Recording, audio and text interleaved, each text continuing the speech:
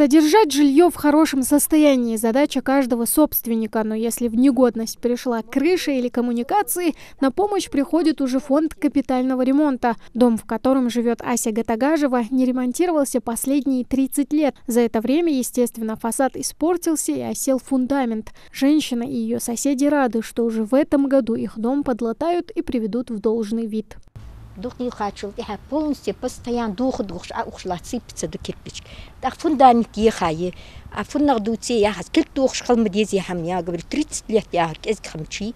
Тухандица хамдиадат. Программа ехай дахат, алели сум хат мы не думали, что ход меди антун дал.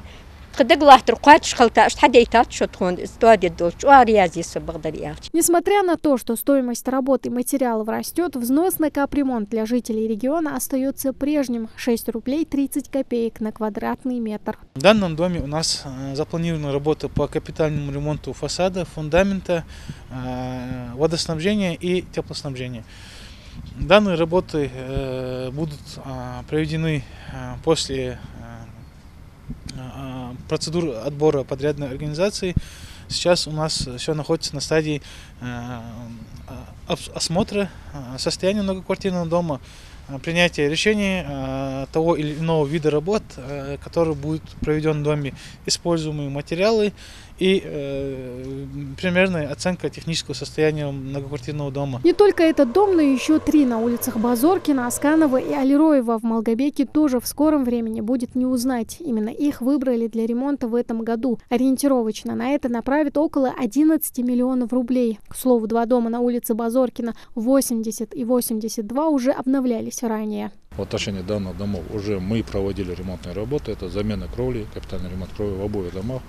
Если говорить о 80-й год, то в 2016 году в отношении этого дома был проведен капитальный ремонт, а в отношении того дома уже в 2021 году проводил капитальный ремонт кровли.